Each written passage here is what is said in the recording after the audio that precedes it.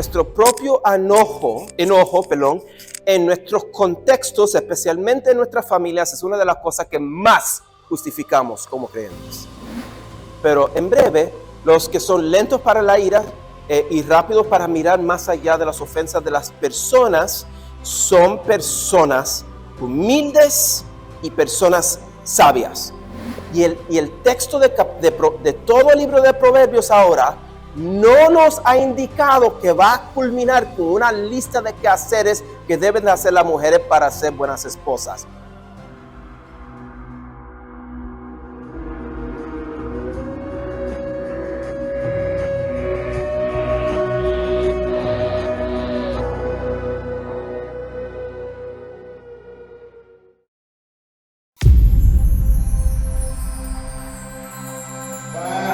La siguiente pregunta dice: Proverbios 8 presenta una personificación de la sabiduría que algunos dicen que apunta a Cristo. ¿Tiene relación la sabiduría de Proverbios 8 con Jesús?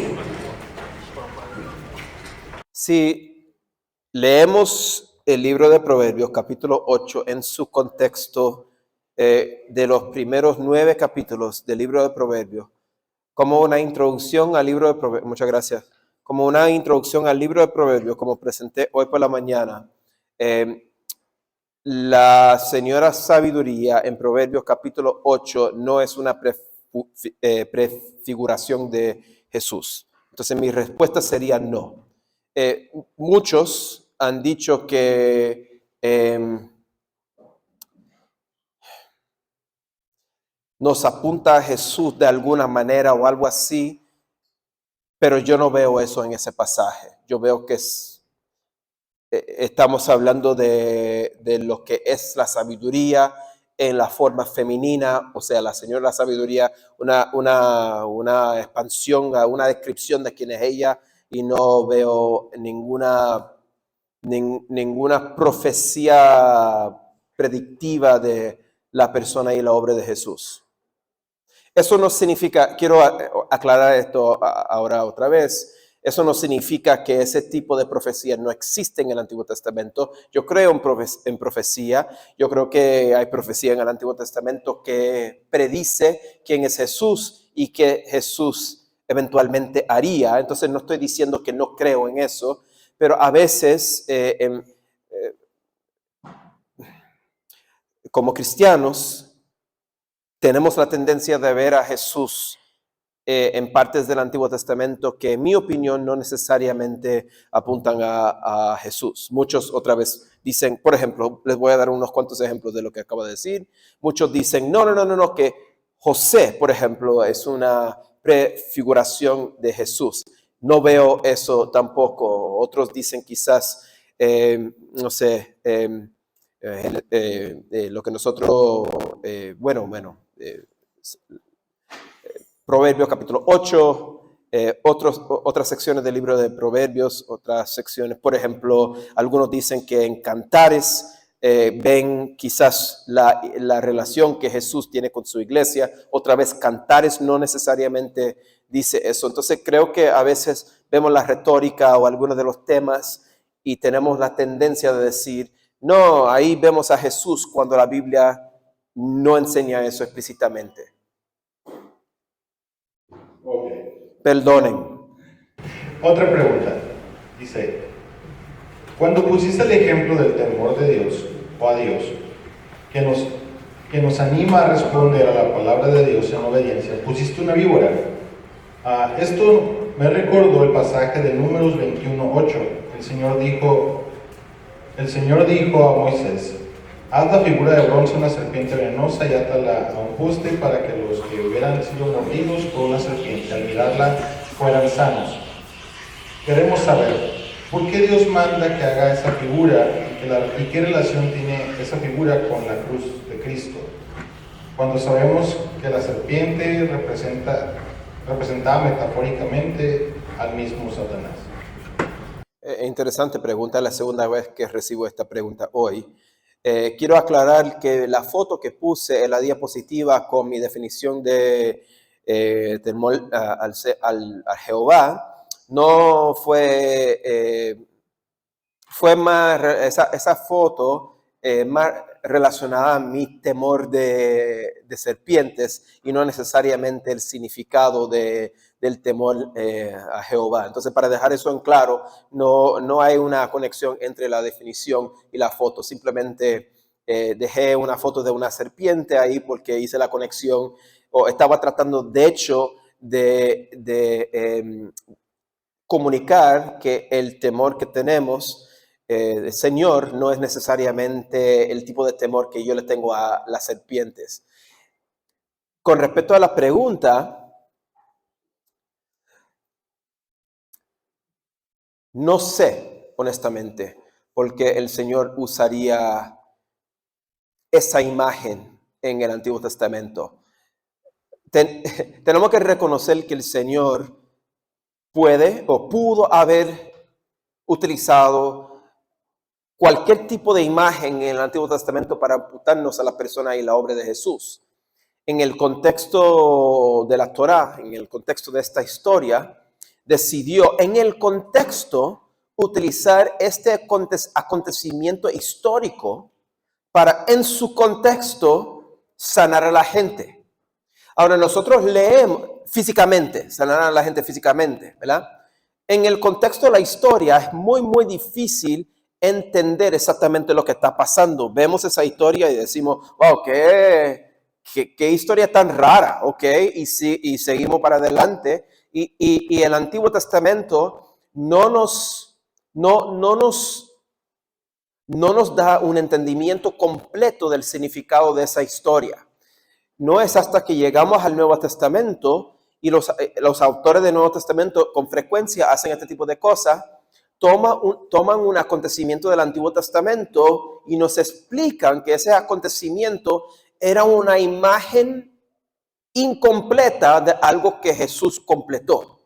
Una imagen, podemos decir, reducida de la imagen completa en Jesús. Y eso es lo que nosotros vemos a través de esa historia. Pero para contestar la pregunta, no sé por qué el Señor utilizó esa imagen y no otra imagen. No sé. Pero como leemos el Nuevo Testamento, fue para indicar que la gente de alguna manera espiritual se podía sanar viendo a Jesús en la cruz, como veían a las serpientes. Pero el Señor pudo haber utilizado otras imágenes también, y yo no sé por qué usó esa imagen para demostrarnos esa realidad espiritual. Gracias. Otra pregunta. El día de ayer se dijo que el documento bíblico más cercano a nosotros, completo, era de 1000 a 1008 años después de Cristo. ¿Pero qué pasa con los rollos del Mar Muerto? Excelente pregunta. Tú pregúntate esta pregunta, Héctor. Bueno, como eres mi estudiante, pensé que posiblemente preguntaste la mejor pregunta que he recibido, pero hay otra oportunidad. Esta pregunta es excelente.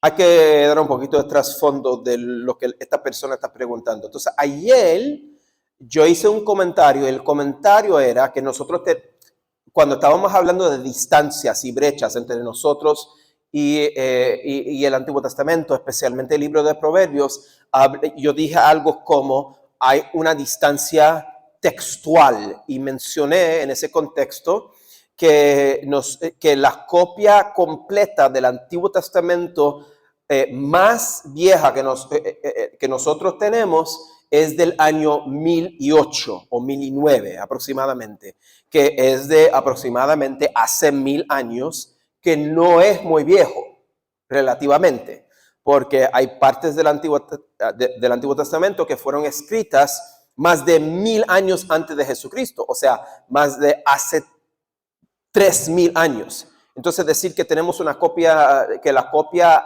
más antigua del Antiguo Testamento que tenemos tiene 1000 años, significa que mucho tiempo pasó entre las primeras copias de la Biblia y las copias completas que tenemos. Entonces, esta persona me está diciendo, pero yo he escuchado de los rollos de Mar Muerto.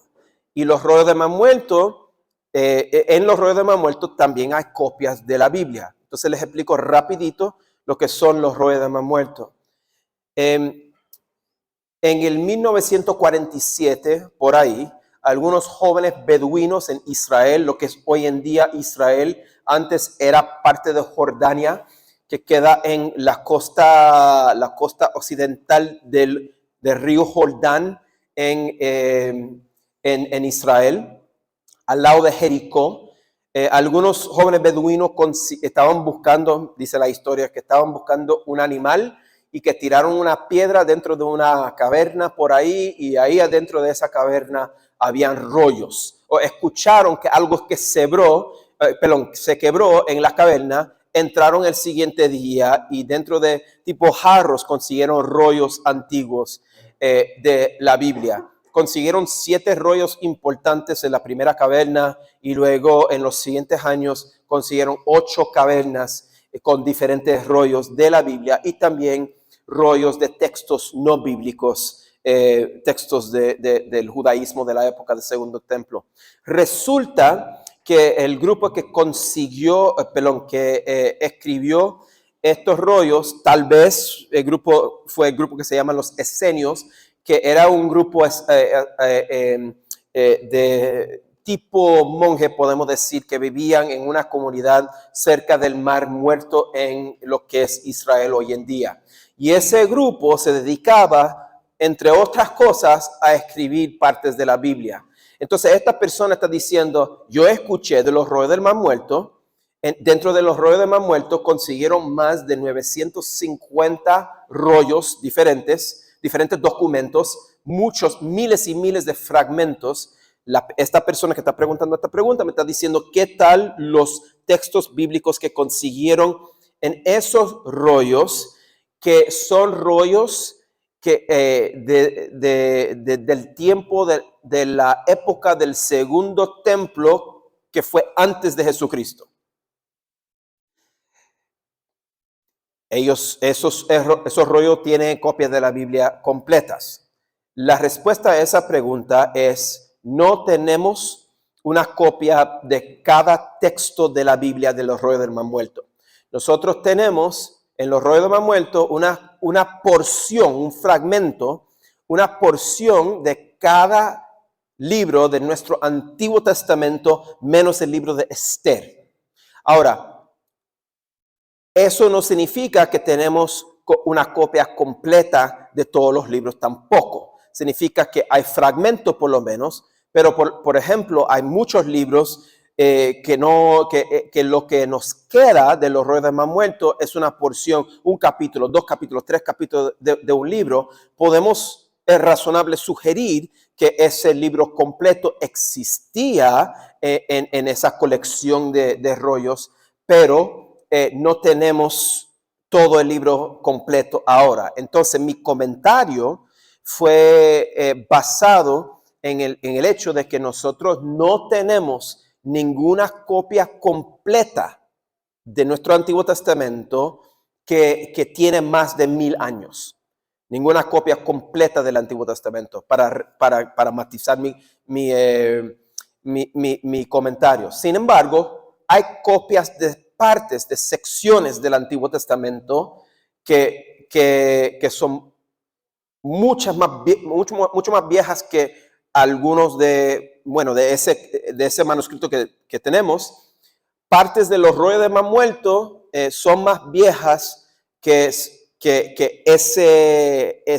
esa copia completa del Antiguo Testamento que tenemos, el texto masorético. Pero no tenemos toda la Biblia o el Antiguo Testamento en los rollos de Mar Muerto, simplemente no está. Y Esther no está para nada. Ok, ¿y qué función o cómo soporta? Porque, por ejemplo, yo me haría una pregunta: ¿cómo puedo confiar en lo que estoy leyendo? ¿Cómo soporta este descubrimiento a lo que hoy tengo como Biblia? ¿Los rollos de Mar Muerto? Afirmativo. Bueno, literalmente este tipo de pregunta necesita un taller completo. O sea, para contestar esta pregunta tenemos que enfocarnos 3 o 4 días en los rollos de más muertos. Les acabo de decir que consiguieron más de 950 documentos y miles, 100,000 fragmentos. Estamos hablando de muchísimo contenido. No podemos decir, yo te puedo... Sería irresponsable como erudito. He sido maestro, ahora me acabo de convertir a un erudito. Y sería irresponsable como erudito decirles, esto es lo que hacen los rollos del mar muerto y decirles en menos de un minuto cómo podemos utilizar el conocimiento que tenemos de los rollos del mar muerto para apoyar lo que nosotros leemos y también cuáles son los retos después de haber conseguido esos manuscritos.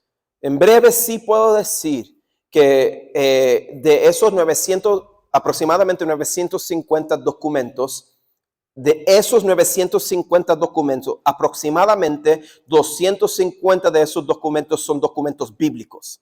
¿Me explico? Los otros 700 y pico son documentos no bíblicos, extra bíblicos. De esos 250 documentos, acabo de decir, no está el libro de Esther. Y hay varias copias, por ejemplo, de los Salmos y de Deuteronomio. Hay muchas copias. Hay muy pocas copias, por ejemplo, de Nehemías. Ahora,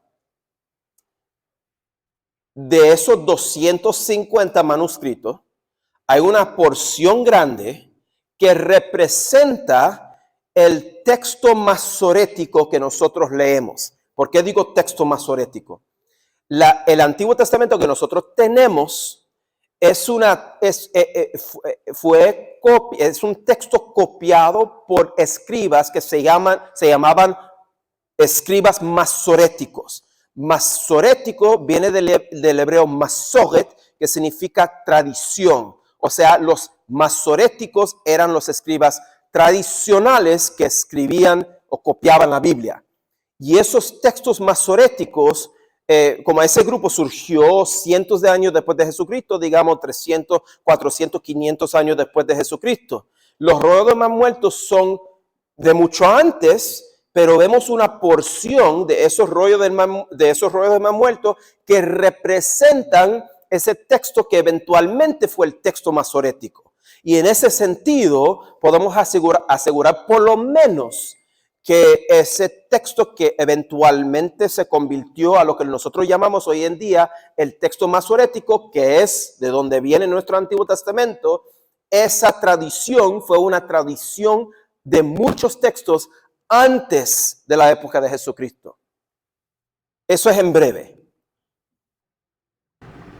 A ver si me invitan para hablar de eso, de los rollos de más muertos. Lo que piensan los estudiantes, si los podemos invitar para un curso específico de los rollos del mar muerto.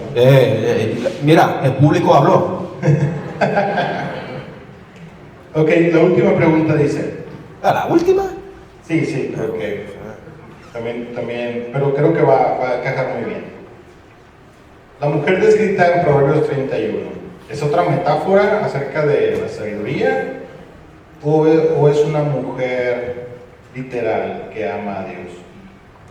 Quédense hasta las 5 de la tarde y hablaremos de eso. Gracias por haber regresado. Tomaron su café, ya están listos para participar un poquito. No me parece. El hermano por ahí tiene un kiosco de café por si quieren durante el descanso para que tengan fuerza para seguir participando, ¿ok? Excelente, nomás vale 75 pesos. Subimos el precio porque me da mi comisión. Excelente. Espero que hayan tenido un excelente descanso y ahora arrancamos otra vez con los proverbios. ¿Qué es lo que estábamos haciendo? Estábamos viendo hilos que observamos en el libro de Proverbios a través de la repetición. Y hablamos, ustedes antes del descanso, identificaron algunos de los temas que se repiten a través de la repetición. Ahora vamos a seguir hablando de esos temas, pero simplemente para repasar, hay que repasar cuáles son estos temas para que, por si no, ahí va, vamos, a esto puede ser un poco Quiero repasar los... Ahí va. Ahí. Por si no copiaron esta lista, deben de estar, o sea, más o menos, no tiene que memorizar esta lista, pero es una lista que nosotros hicimos juntos. No es una lista comprensiva, como acabo de decir, pero nosotros vemos y estamos ahora en el proceso de repasar algunos de los proverbios que se tratan de estos temas. Hicimos esta lista porque es una lista de temas que se repiten mucho a través del libro de Proverbios. Discurso juicioso, y hablamos de esto, y la metonimia de la lengua, de los labios, y esto, relaciones familiares apropiadas, hablamos de eso un poquito, de la disciplina en la familia y esto. El trabajo duro fue el último ejemplo, que hablamos de ese ejemplo antes de que nos fuéramos de aquí para almorzar. Y ahora vamos a hablar de la humildad y luego la preocupación por la justicia. Ahora quiero dejar algo en claro. Hasta este momento en este taller hay un poquito, hay algunas cositas que están en el aire, ¿verdad? Les hablé de la Torah, un poquito de la Torah y los temas que están en la Torah y cómo el libro de Proverbios es Torah actualizada, y dejé eso un poquito en el aire. Luego hablamos un poquito de estos denominadores o temas que se repiten en el libro de Proverbios y estamos analizando varios proverbios, adagios que tienen que ver con estos temas ahora, pero estoy dejando como que cada tema en el aire por ahora. Y lo que nosotros vamos a hacer en la última hora es que vamos a juntar todas las cosas que están en el aire ahora. Entonces, la meta de esta parte, de esta última o de esta siguiente hora, quizás 45 minutos ahora, es simplemente analizar algunos proverbios que tienen que ver con los temas que acaban de ver en la diapositiva, que se trata de los hilos que vemos en el libro de Proverbios. Ahora, si puedo llegar al siguiente tema, es la humildad. La humildad es uno de los temas que uno de ustedes, creo que fue por aquí en esta mesa, mencionaron. Nosotros vemos muchos proverbios que se tratan de la humildad, especialmente cuando tiene que ver con el enojo. Casi hemos llegado a la humildad. Ahí va. Ok, el libro de Proverbios, el libro de Proverbios tiene muchos adagios con respecto a la humildad. En el libro de Proverbios, la persona que no es una persona humilde no es necesariamente una persona, podemos decir, una persona que se jacta mucho, la persona que no es humilde en el libro de Proverbios es la persona que se enoja fácilmente. Es la persona que se enoja fácilmente. Entonces, ser humilde en el libro de Proverbios es ser lento para la ira. Ahora, muchos de ustedes pueden leer algunos de los proverbios como los que van a aparecer en la diapositiva ahora y entender el significado de esto otra vez intuitivamente, con su intuición. El que fácilmente se enoja hará locuras, y el público dice amén y amén, ¿verdad? Y el hombre perverso será aborrecido, y el público dice amén y amén. Ustedes reconocen ese principio. Obviamente no pasa todo el tiempo. El que fácilmente se enoja no hace locuras todo el tiempo, pero suele hacer locuras en su enojo, o por lo menos lo hace de vez en cuando. Hace locuras que no debe de hacer. Reconocemos que esto es un principio. El hombre perverso será aborrecido.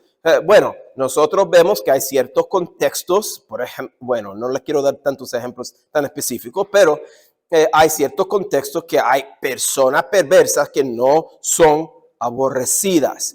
Pero el punto de este tipo de proverbio es decir, especialmente la primera línea, enojarse fácil no es algo positivo. Por lo menos entendemos ese principio, ¿correcto? Ok, y el necio da rienda suelta a toda su ira. ¿Ven eso? El necio no es una persona humilde en el libro de Proverbios, porque esa persona da rienda suelta a toda su ira, mas el sabio al fin la sosiega. Lo que es interesante de ese proverbio es que ese proverbio no dice que el sabio nunca se enoja.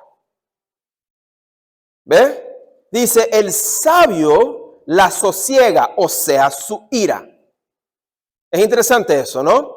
El necio da rienda suelta a toda su ira, no todo el tiempo, pero las personas que se enojan y le dan rienda suelta a su ira son necios en el libro de Proverbios. Mas el sabio, como dice la segunda línea, al fin la sosiega. Entonces, nosotros cuando leemos este tipo de proverbios, y hay muchos proverbios que hablan de este tipo de comportamiento, de la persona que se enoja fácilmente, de la persona que utiliza su boca, sus labios en enojo, pueden leer el libro de Proverbios, o si quieren, estoy hablando en serio, por lo menos sacar unas fotos de las páginas de mi libro, porque doy muchos ejemplos de los proverbios que se tratan de este tema. Pero tenemos que preguntar cuando leemos este tipo de proverbios, oye, ¿por qué el libro de Proverbios se enfatiza que la rapidez para enojarse es algo que pues, no honra a Dios, podemos decir? ¿Por qué enfatiza eso? Ahora, muchas de las otras cosas, varias de los otros temas que estudiamos, otra vez, reconocemos con nuestra intuición que son temas importantes. Por ejemplo, el libro de Proverbios habla de la familia. Pues, ¿quién por aquí piensa que la familia no es tan importante? Nosotros entendemos que la familia es tan importante. Pero ¿por qué un libro de la Biblia enfatiza que uno no se debe de enojar tanto? ¿Por qué un libro de la Biblia enfatiza que uno simplemente debe de ser humilde en lugar de enojarse tanto? Ahora, nosotros sabemos a través de nuestra experiencia también que no es algo positivo enojarse tanto, pero también nuestro propio enojo, en nuestros contextos, especialmente en nuestras familias, es una de las cosas que más justificamos como creyentes. Debo de repetir eso, porque soy un creyente también, para que sepan. Nuestro enojo en nuestros contextos es una de las cosas que más justificamos, especialmente en nuestras familias, especialmente con la gente que más nos conoce, ¿verdad? Nuestros esposos, nuestros hijos, especialmente con nuestros hijos. Amén y amén, dice el público. Yo digo amén. No lo tienen que decir ustedes, yo lo digo de parte de ustedes. Justificamos nuestro enojo. Pero ¿por qué el libro de Proverbios enfatiza que no debemos de enojarnos tan fácilmente? Y esto es interesante y vamos a ir ahora atando y combinando y uniendo las cosas que había dejado en el aire. El libro de Proverbios, como vemos en esta diapositiva, otro tipo de camino, indica que la rapidez para enojarse es un síntoma de insensatez y facilita el camino del mal que culmina en el daño a uno mismo y a los demás. Ok, a través de leer el libro de Proverbios podemos concluir que hay muchos adagios que más o menos dicen o indican lo que está en la diapositiva. Bueno, sigo. Estas son mis conclusiones para que sepan, no estoy citando de nada, estoy citando del Dr. Dominic, de hecho. Los que están en el camino de la sabiduría son humildes. Eso sí es lo que indica el libro de Proverbios. Otra vez podemos simplemente hablar de muchos ejemplos, pero en breve, los que son lentos para la ira y rápidos para mirar más allá de las ofensas de las personas son personas humildes y personas sabias. Eso es lo que indica el libro de Proverbios. La pregunta sigue siendo ¿por qué? La respuesta a esa pregunta queda en este versículo. El Señor, Dios compasivo y clemente. ¿Y qué? lento para la ira. ¿Ven eso? Y abundante en misericordia y fidelidad. Oigan, ¿de dónde viene ese versículo?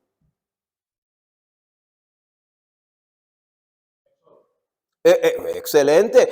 Ay, parece que pasaste tu curso de Antiguo Testamento. ¿Quién fue tu profesor? El libro de Éxodo, ¿verdad?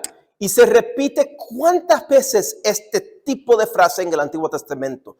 8 o 9 veces. El Señor, dice Moisés en este contexto. Y luego en otras secciones del Antiguo Testamento se repite esta parte. Dios compasivo y clemente o algo así. Y luego esta es la parte que se repite mucho. En Números capítulo 14, versículo 18, en Salmos capítulo 88, versículo 15, en Joel capítulo 2, versículo 13. ¿Ve? Y hay algo parecido, por ejemplo, en el libro de Proverbios capítulo 11, está en la grabación todo eso, están en la grabación todos esos versículos. Esto se repite mucho. El carácter del Dios de Israel. Esta palabra Señor, como ustedes saben, es el nombre personal del Dios de Israel. El Señor, Dios compasivo y clemente, lento para la ira. O sea, el Señor, Dios de Israel, una de las características principales de Él es que Él es lento para la ira. ¿Se acuerdan que yo les dije que el libro de Proverbios es Torah contextualizada y que tenemos que entender los proverbios en el contexto de la Torah? Vemos de una manera muy clara a través de este tipo de proverbios que nos animan a ser personas humildes, que el libro de Proverbios le está animando a los lectores a ser como el Dios de Israel, que fue revelado a través de la Torá. El libro de Proverbios nos llama y le llamaba a los hijos de Israel y nos sigue llamando hasta el día de hoy a ser como su Dios, el Dios de Israel. Dios compasivo y clemente, lento para la ira y abundante en misericordia y fidelidad. Y sigue el versículo, dice, el que guarda misericordia a millares y el que perdona la iniquidad, transgresión y el pecado. Y como ustedes ven, estoy citando de la Biblia de las Américas, siendo consistente con mi recomendación que di un poco más temprano. Pero simplemente para recordarles, aquí vemos en el libro de Proverbios, Torah actualizada. ¿Cómo es que la gente, después de la instrucción de la Torah, cómo es que la gente iba a recordar que el Señor Dios quería que su gente fuera como Él? Pues a través de darles proverbios para animar el comportamiento divino que Él, bueno, como nosotros vimos en la última diapositiva, o sea, estos proverbios les animan a las personas a ser como el Dios de Israel, el Dios que nosotros vemos en la Torá, el Dios, de hecho, que los hijos de Israel sabían o conocían de la Torá. Ahora, es posible que diga, Dominic, pero mira, esto es lo que pasa. Es solamente una conexión. Tú hiciste una conexión entre un principio que nosotros vemos en la Torá y otro principio, y ese mismo principio que nosotros vemos en el libro de Proverbios. Bueno, cada vez que yo empiezo ese tipo de pregunta retórica, ustedes bien saben que les voy a dar otro ejemplo. ¿Quieren otro ejemplo? Excelente.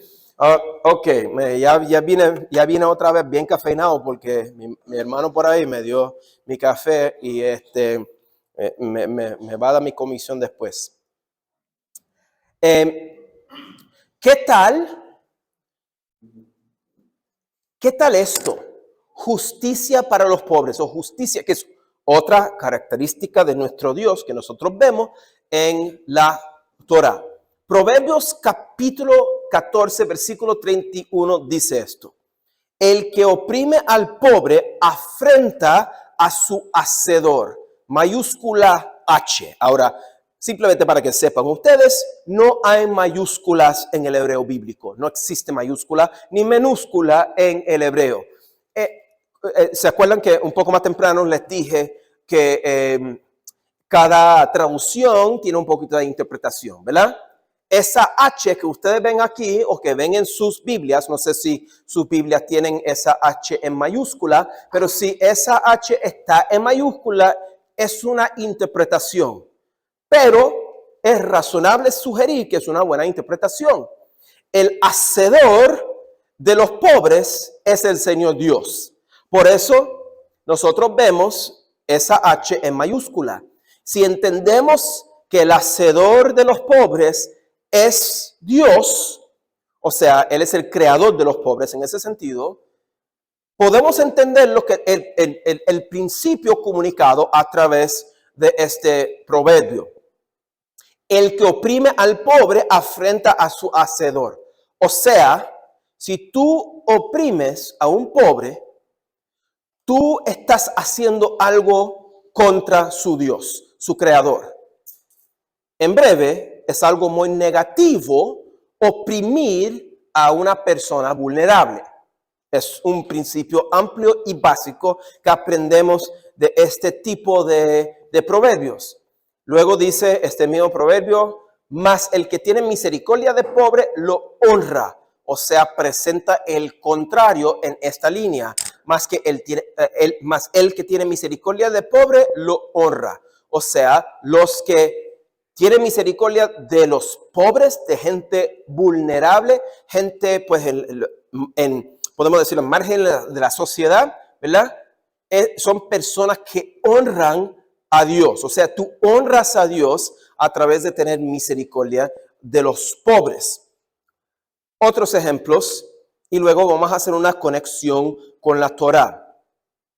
El que escarnece al pobre afrenta a su hacedor.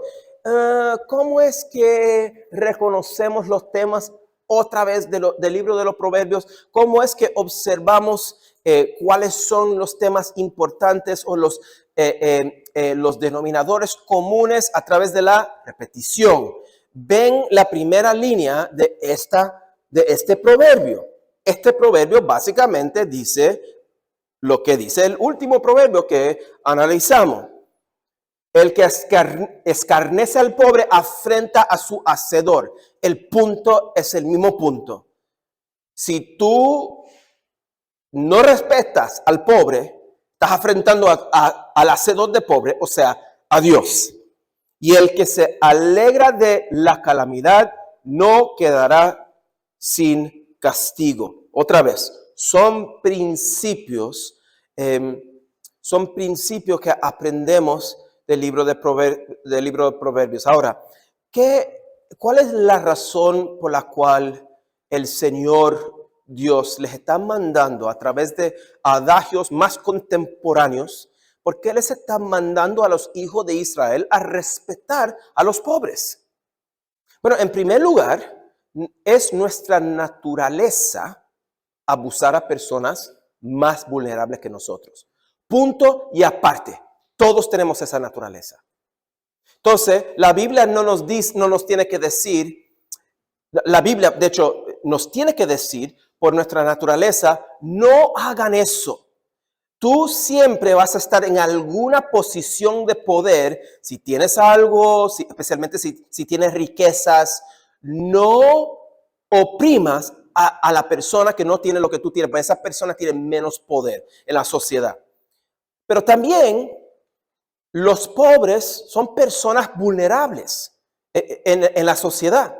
Y no solamente la gente pobre, pero también las viudas, inmigrantes. Son personas vulnerables en cada sociedad. Y el Señor dice, no opriman a personas vulnerables. Yo soy su hacedor. Eso es lo que dice a través del libro de Proverbios. Bueno, el Señor Dios, ¿cuántas veces dice el Señor Dios en la Torá?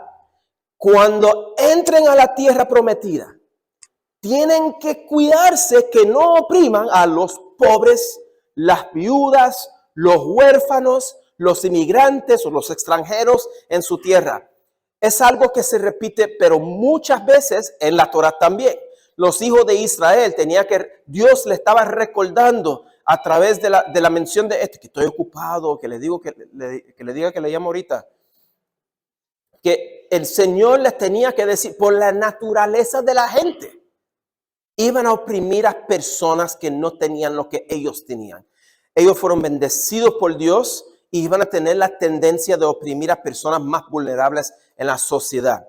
Bueno, pasaron los años, los hijos de Israel estaban en su tierra. Nosotros sabemos que no seguían la ley del Señor, ¿verdad? Sufrieron las consecuencias, y años después alguien compila adagios de los sabios de Israel en este libro de Proverbios que tenemos. Y a través de este libro vemos uno de los temas que vemos también a través de la Torá, pero a través de adagios breves que la gente podía memorizar. No opriman a los pobres, no opriman a las viudas. El Señor es su hacedor. El Señor los defiende a ellos. Tengan cuidado, ¿verdad? Porque son personas vulnerables y ustedes eran vulnerables en Egipto.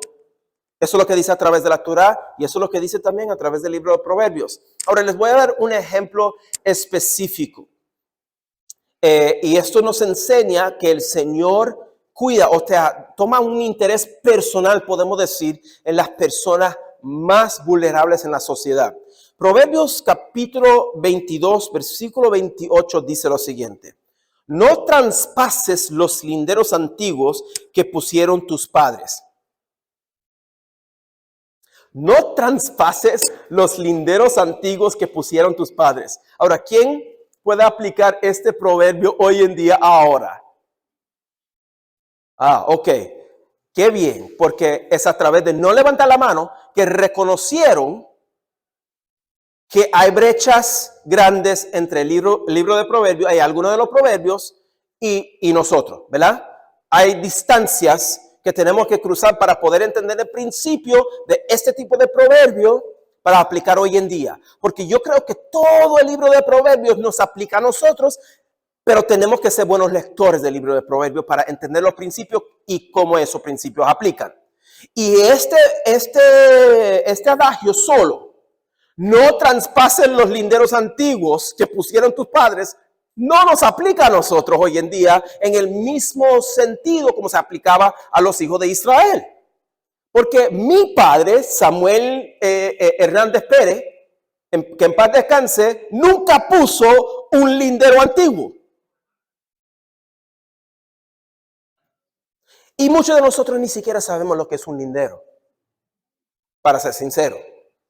Entonces, ¿cómo es que aplicamos esto? Pues tenemos que leer los proverbios en el contexto teológico de la Torá. Ustedes ya sabían que eso venía, ¿verdad? Ya sabían que eso venía. Entonces, ¿cómo es que la Torá nos ayuda a entender lo que el Señor está diciendo de una manera contextualizada en el libro de Proverbios? Bueno, vamos a estudiar un poquito de la Torá, entonces no tengan miedo. Esto es lo que dice Proverbios capítulo 27, versículo 17.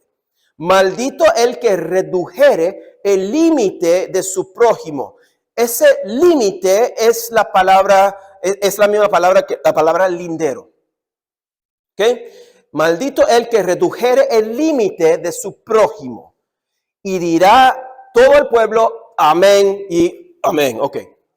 En este contexto del libro de Deuteronomio, Moisés le está dando las últimas instrucciones a los hijos de Israel antes de entrar a la tierra prometida.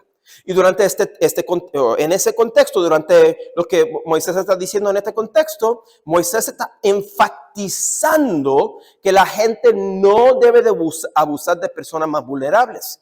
Y en ese contexto dice, maldito el que redujere el límite de su prójimo. O sea, cambiar el límite o reducir el límite de alguien es parecido de alguna manera a mover el lindero antiguo o algo así. ¿Ve? Ok, está bien, hay más contexto. En ese mismo capítulo, 2 versículos después, leemos: maldito el que permitiere el derecho del extranjero, del huérfano y de la viuda, y dirá todo el pueblo, amén.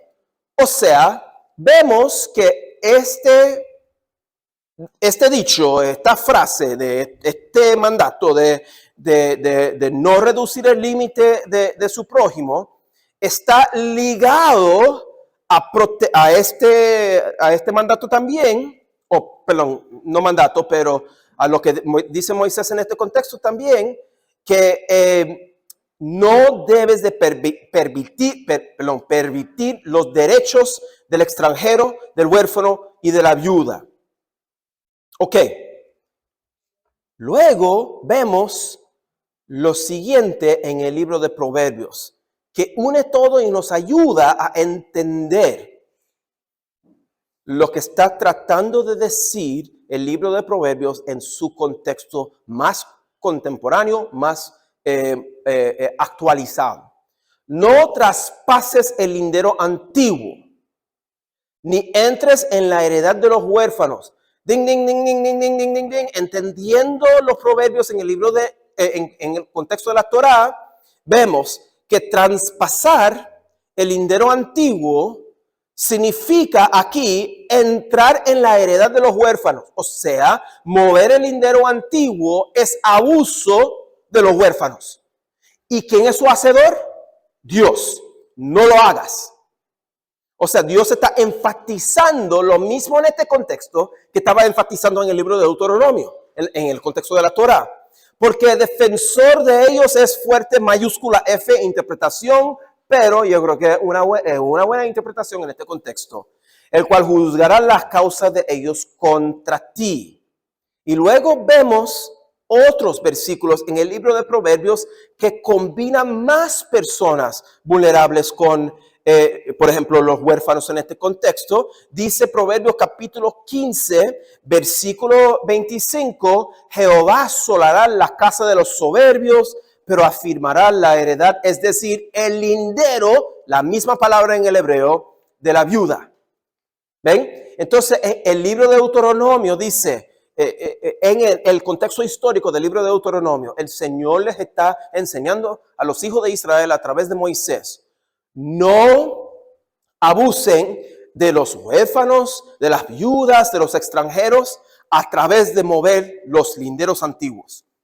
Que tal vez, como vemos a través del libro de Proverbios, indicaba algo como robar propiedad de ellos o algo así. No sabemos exactamente lo que significa, pero algo así, ¿verdad? Ok. Pasan cientos de años. Y hay otro contexto histórico, un contexto exílico. Los hijos de Israel ya no están, muchos ya no viven en Israel. Pero tenemos este libro o estos adagios, estos proverbios, compilado por un compilador inspirado. Y alguien puede leer esto. O también son adagios tan breves que tú puedes también memorizarte esos adagios breves y recitarlos. ¿Ve? ¿Qué es lo que enseñan esos adagios? Lo que el Señor esperaba de su pueblo en la Torá. Exactamente lo mismo, pero no tiene que memorizarte Deuteronomio capítulo 27 ya. Ahora tú tienes adagios breves, muchos en este libro de Proverbios, que indican básicamente la misma cosa. Son del mismo color. Son piezas del mismo color que vemos en la Torá. Son del mismo color, son del mismo tema. Y ahí vamos, poco a poquito, armando rompecabezas, poniendo todos los colores, los temas que los proverbios nos enseñan en diferentes montones, y poco a poquito vamos armando el libro de Proverbios. Y cuando llegamos podemos decir, libro de Proverbios capítulo 30, después de haber leído el prefacio en los primeros 7 versículos que nos dice cómo debemos de abordar una buena lectura del libro de Proverbios, después de haber leído la introducción que nos dice que tenemos que escoger un camino, o el camino hacia la sabiduría o el camino hacia la maldad. Debemos de tener compañerismo con la señora sabiduría o con la señora insensata. Después de haber escogido uno de los caminos, Proverbios capítulos 10 a 30, no se duerman ahora, 10 a 30, nos presentan todo tipo de proverbios, adagios que como que casi no tienen tanto sentido, porque casi no tienen contexto, pero ahí vamos amontonando las piezas que son de los mismos colores, ¿verdad? Y cuáles son los montones que llegamos a estos a proverbios que tienen o que llevan en común estos temas: el discurso juicioso, por lo menos cómo se usa la lengua y todo eso, relaciones familiares apropiadas, trabajo duro, la humildad, y luego vemos preocupación por la justicia. Un segundo, cuidado de personas vulnerables. Un segundo, vamos a volver para atrás para coger impulso un poquito. Preocupación por la justicia. El Señor les enseñaba a los hijos de Israel en la Torá que tenían que preocuparse por la gente vulnerable, sí. Ok, la humildad o lento para la ira. Un segundo, ¿dónde queda la primera mención de ese Señor humilde que es lento para la ira? La Torá. Éxodo capítulo 34, ¿verdad? Trabajo duro. Es que el Señor le dijo a los hijos de Israel que cuando entraban a la Tierra Santa podían simplemente ir de vacaciones cada otra semana. No, le dijo que tenían que trabajar la tierra, ¿verdad? O sea, el trabajo duro también les iba a costar algo en la tierra, pero no iba vivir en la tierra prometida no iba a necesariamente ser fácil, pero iba a ser una bendición. Y el Señor les dijo: ustedes van a heredar, de hecho, campos que no sembraron, ¿verdad? Pero tienen que seguir mi palabra, tienen que seguir mi ley. Ahora, ¿qué tiene la Torá que decir acerca de relaciones familiares apropiadas? Pues mucho. Yo creo que hay uno de los 10 mandamientos que habla de tu padre y tu madre o algo así, ¿correcto? Ok, excelente. Y discurso juicioso es interesante porque sabemos que el poder, que hay mucho poder en cómo uno utiliza palabras. Y vemos eso menos en la Torá, pero aparece mucho en el libro de Proverbios. Lo que es interesante es que el libro de Proverbios toma mucha de la retórica de la Torá. No creo que es necesario, no sé qué tanto de esto es intencional, pero minimiza la cantidad de palabras que la Torá utiliza para hacer un punto a adagios que la gente podía memorizar, adagios que la gente podía recordarse pues de esos adagios y esos puntos importantes. Llegamos al final del capítulo 30, leímos el capítulo de Agur, leímos todos los capítulos de estos 21 capítulos, ¿verdad? Llegamos al final del capítulo 30, llegamos al capítulo 31 y muchos dicen: wow, excelente. Después de haber leído toda esa parte del libro de Proverbios que habla de estos hilos, estos temas comunes que nosotros vemos, excelente. Proverbios 31 termina el libro hablando de una buena esposa.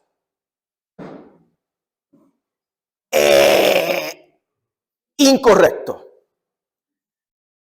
Una pregunta.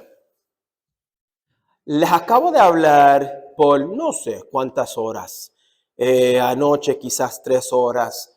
Hoy ya he hablado aproximadamente 3 horas o más. Yo sé que se han sentido como si fueran 8 horas, pero todavía 3 horas o más. 6 horas en total o 7 horas en total acerca de hacer observaciones literarias, implementar esas observaciones en una buena lectura, ¿verdad? Y utilizar el contexto para llegar a conclusiones, tratar de dejar que el texto nos diga a nosotros lo que el autor inspirado quería decir a través del texto, ¿verdad? Acabo de hablarles por varias horas, muchas horas, acerca de esas cosas. ¿Dónde en el libro de Proverbios se habla de cómo uno debe de ser una buena esposa? Y les voy a dar una pista, como dicen los mexicanos, la pista.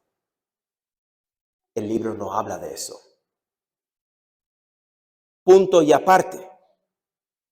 Entonces, es posible que estés diciendo, Dominic, pero no has leído Proverbios capítulo 31 y les estoy diciendo es exactamente lo que quería comunicar, o lo que no quería comunicar, mejor dicho.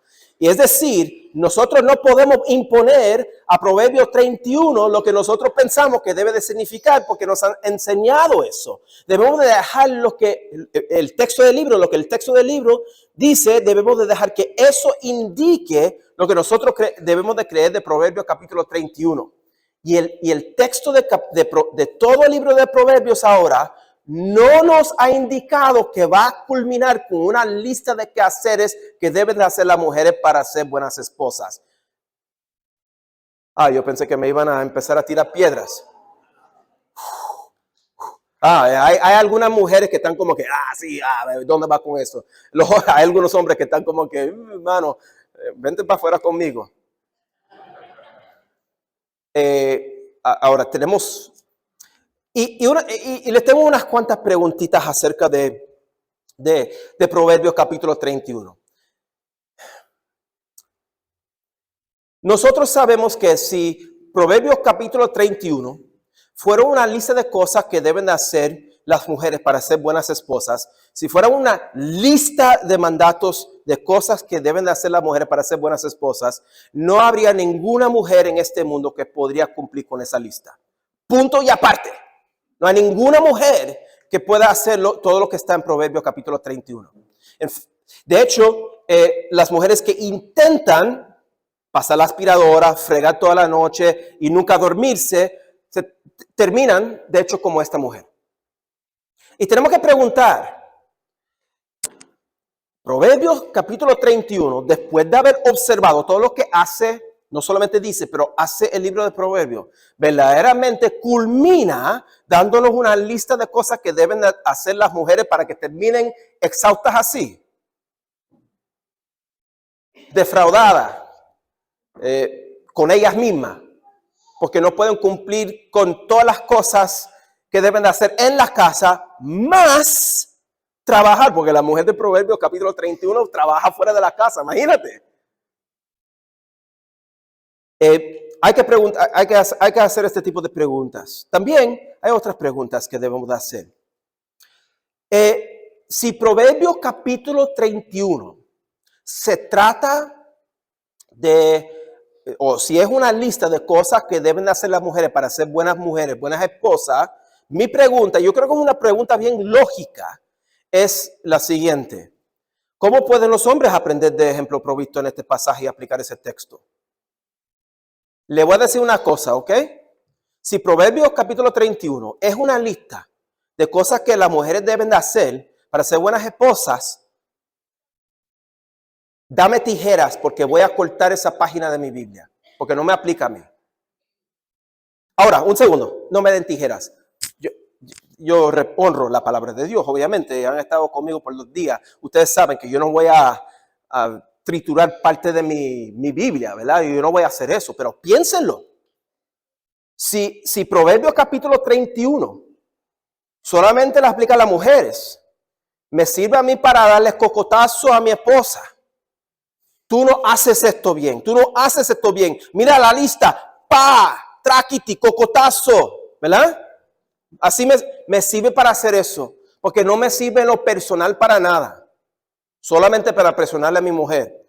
Les tengo otras preguntas y estas preguntas son más personales. ¿Cómo deben entender este texto las mujeres que no están casadas? Porque la mujer de Proverbios capítulo 31 es una mujer casada. ¿Todas las mujeres se casan? ¿Una mujer es menos mujer si no se casa? Nosotros sabemos que casarse es algo súper positivo en la Biblia, ¿verdad? Es a través de esa imagen de un hombre y una mujer que nosotros vemos que cómo Cristo ama a su iglesia. Es algo súper positivo. Pero también reconocemos que no todos se casan. Y es una realidad. Y eso no significa que la persona que no se casa es una persona menos cristiana o que vale menos. Significa que es una persona cristiana que no se ha casado. Eso es lo que significa. Entonces, ¿cómo deben entender ese texto las mujeres que no están casadas? Ahora, tengo una pregunta aún más personal. ¿Cómo deben de aplicar este texto las mujeres casadas que no pueden tener hijos? Ahora, les comparto un poquito de nuestra lucha. Nosotros tratamos por 4 años, no podíamos tener hijos. Seguro que algunos de ustedes han luchado con eso también, ¿verdad?